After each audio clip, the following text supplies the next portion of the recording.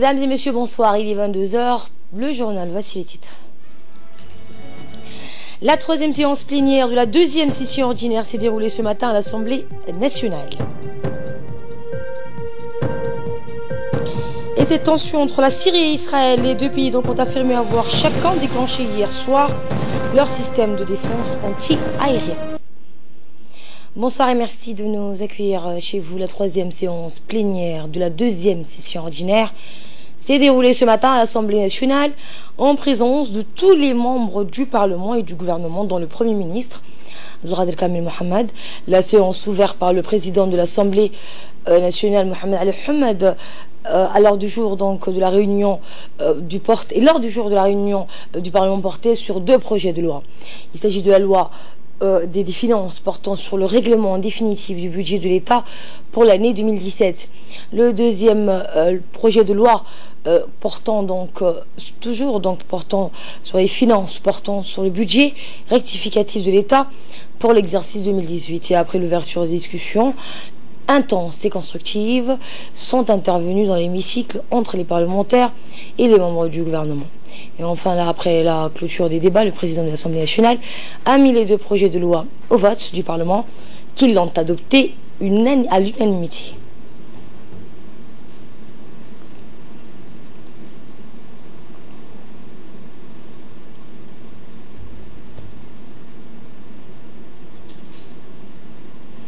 Suivant les questions des parlementaires ainsi que les réponses des membres du gouvernement. Que cette réduction de 10,5% de l'ETS provient de la baisse de l'activité du secteur privé. Est-il possible qu'en période de croissance de 6,8%, il faut voir page 4, le secteur privé peut connaître une baisse d'activité? Était-il nécessaire de créer cette nouvelle entité, cette mission et rôle ne sont-ils pas identiques, celui de l'ADER? Que reste-t-il de l'ADER et de cet employé? Cette société respecte-t-elle les principes fondamentaux du partenariat public et privé? Au rythme où vont les choses, il ne restera bientôt dans l'administration biblique de Bok que le préfet et son adjoint. Est-ce qu'on peut continuer à assister à la dégradation de l'administration publique à Obok avec cette mesure de non-remplacement numérique de tout agent admis à la retraite? Je souligne que le remplacement numérique de ces agents constitue une urgence. On avait décidé dans la Convention, est-ce que l'armée ne paie plus d'ITS, mais qu'il verse la totalité de 30 millions d'euros. Maintenant, le budget, il est global. Il est global, certes, il est réparti en 4 ou 5 grandes parties, mais le budget est global.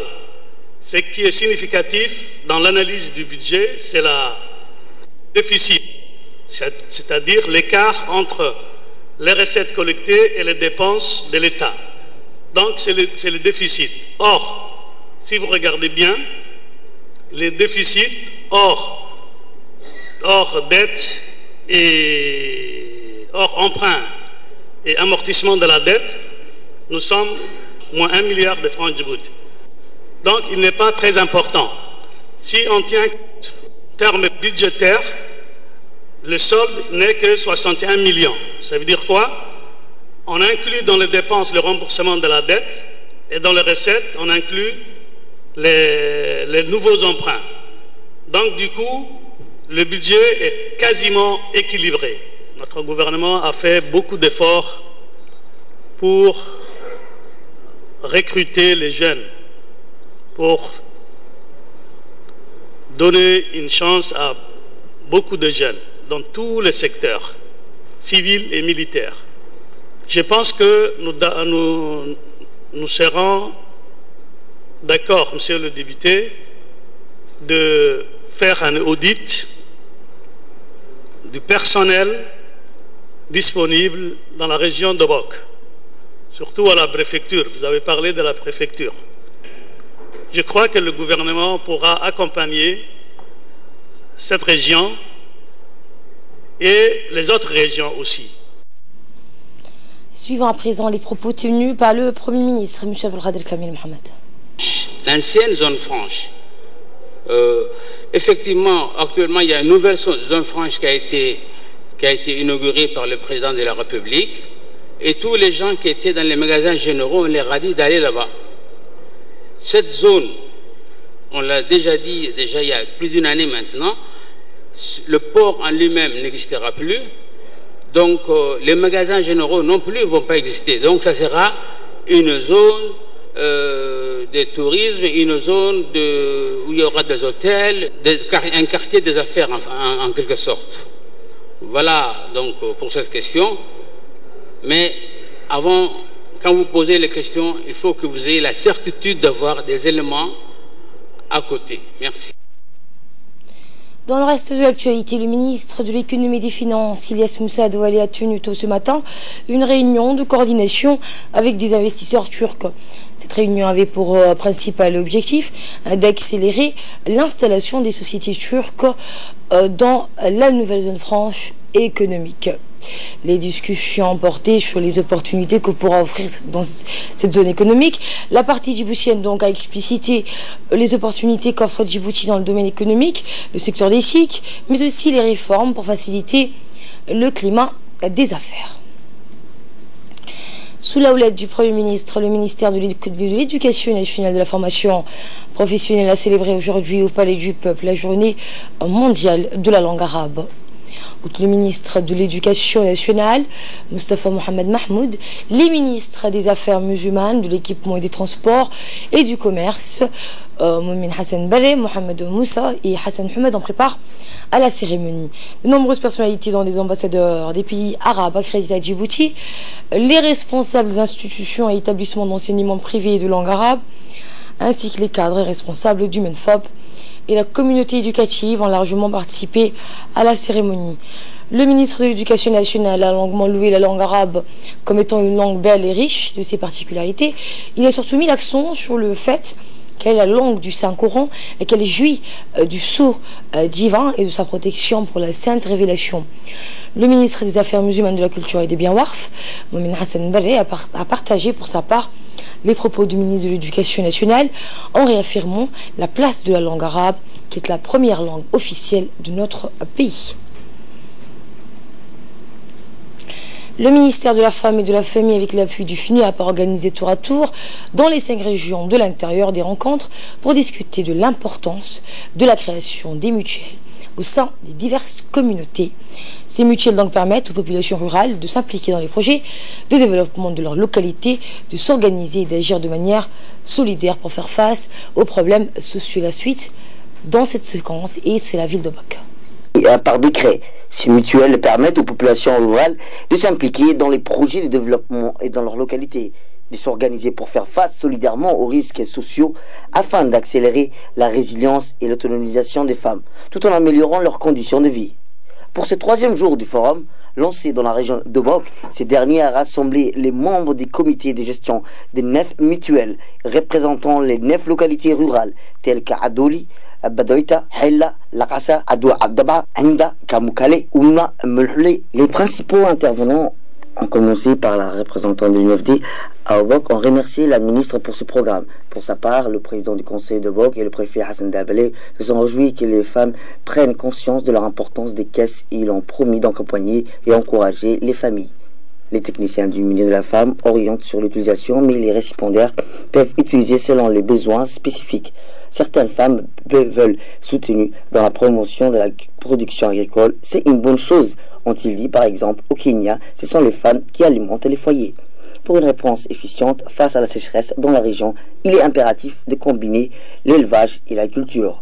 Par ailleurs, la députée de Bok, Mme Fatouma Mohamed Hamadou, a remercié la ministre de la Femme pour la concrétisation des caisses mutuelles dans les localités qui seront renforcées à l'avenir. Les caisses peuvent servir à acheminer les femmes enceintes vers les centres de soins sans attendre l'intervention de la ville. Elle a promis de sensibiliser et soutenir la population de Bok, surtout dans les zones reculées. La représentante du FNUAP de Djibouti, Mme Aïcha Ibrahim, a promis d'accompagner la concrétisation de ce programme qui va permettre d'avoir des femmes fortes. Cette décision qui a été prise d'investir dans la santé des femmes, de pouvoir les aider et les assister lorsqu'elles accouchent, de vouloir les aider lorsqu'elles veulent travailler, de vouloir les aider lorsqu'elles veulent espacer leur naissance, et une manière d'investir dans l'avenir, d'investir dans les enfants, d'avoir des femmes fortes. Pour sa part, la ministre de la Femme a encouragé les femmes bénéficiaires à adhérer au programme qui va leur permettre de satisfaire les besoins urgents et prioritaires rapidement. Elle a apprécié que le programme des mutuelles de développement communautaire a eu un impact positif et nous allons renforcer, a-t-elle dit. Nous avons placé des caisses mutuelles que vous alimentez avec vos cotisations et qui vont servir à couvrir les besoins sanitaires, éducatifs et même servir à la réparation d'un ouvrage hydraulique endommagé. Les caisses vont constituer une source pour obtenir des microcrédits pour les femmes et le remboursement sera octroyé à d'autres femmes. Les caisses peuvent servir à couvrir un besoin urgent, par exemple évacuer une femme enceinte ou les enfants vers le centre de soins. Des doléances ont été annoncées concernant le manque d'éclairage dans les foyers ruraux reculés. Nous allons vous fournir des matériels d'éclairage pour améliorer l'éducation. Par ailleurs, nous allons octroyer des kits sanitaires pour les femmes enceintes dans 2 localités, a-t-elle dit Madame la ministre de la Femme et de la Famille. À la fin de la cérémonie, les officiels ont remis des kits pour bébés, des kits scolaires pour 2 localités. La première phase, telle qu'Andouli et la Kassa distingués pour leur activité dans la région. Vulgariser la mise en place de la charte de redynamisation des conseils de quartier des 3 communes de la ville de Djibouti. C'est dans ce sens qu'a été lancée ce matin, dans les locaux de la mairie de la ville de Djibouti, une formation de vulgarisation de la dite charte au président des conseils de quartier de la capitale. Cette formation a mis en lumière le mode de fonctionnement du conseil des quartiers, sa modalité de mise en place, son mandat, l'éligibilité, le rôle de l'élu municipal comme relais d'interface, les moyens dont disposent les conseils de quartier, ainsi que les voies et moyens d'améliorer la collaboration avec la municipalité. Cette formation est assurée par un consultant national expert en décentralisation.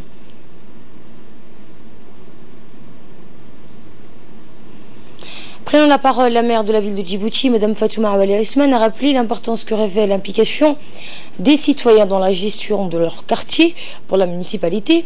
Eh bien, elle a également exhorté les présidents des conseils des quartiers à vulgariser la dite charte auprès de leurs conseils respectifs afin d'avoir des citoyens volontaires mieux engagés pour servir la ville de Djibouti. Dans le reste de l'actualité, le Conseil islamique a organisé ce matin une réunion de concertation ayant pour thème l'esprit humain et le développement des nations. Le secrétaire exécutif du Haut Conseil islamique, Cheikh Haki Qawlah Fatah, a présidé la cérémonie d'ouverture de cette rencontre qui s'est également déroulée en présence du directeur des affaires islamiques au ministère, Ali Salah Ahmed. La rencontre a réuni des dizaines d'imams, de prédicateurs. Elle a été animée par les docteurs Abdulazar Hussein et Abdulrahim Mohamed Ali. Ces rencontres sont organisées de manière périodique. Le lycée technique de la région d'Ali Sébi a lancé des formations de courte durée pour 40 jeunes de la région n'ayant pas eu la chance de continuer leur cursus scolaire et qui sont décidés à vite intégrer le marché du travail. Lancé par le ministère de l'Éducation nationale en collaboration avec l'agence djiboutienne de développement social, la DDS, ces formations qui vont durer 5 mois dans le lycée technique d'Ali Sébi. Les stages de formation technique portent sur l'électricité, la mécanique auto et le froid.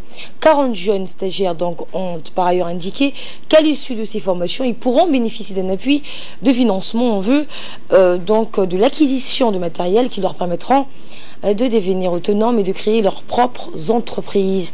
Les différentes personnalités qui ont pris la parole à cette occasion ont mis l'accent sur l'importance que revêtent ces formations pour lutter contre le chômage des jeunes. Des ateliers de formation en couture ont par ailleurs été démarrés, dans les CDC du quartier 5 et du quartier 7. Dans le cadre de l'autonomisation des femmes, les CDC des quartiers 5 et 7 ont lancé des ateliers de formation en couture. Dans son intervention, la directrice des CDC a félicité les responsables de ces ateliers de formation, précisant que ces stages sont soutenus par le secrétariat d'État à la jeunesse et au sport. Une fois formées, les jeunes filles pourront travailler en tant que couturières.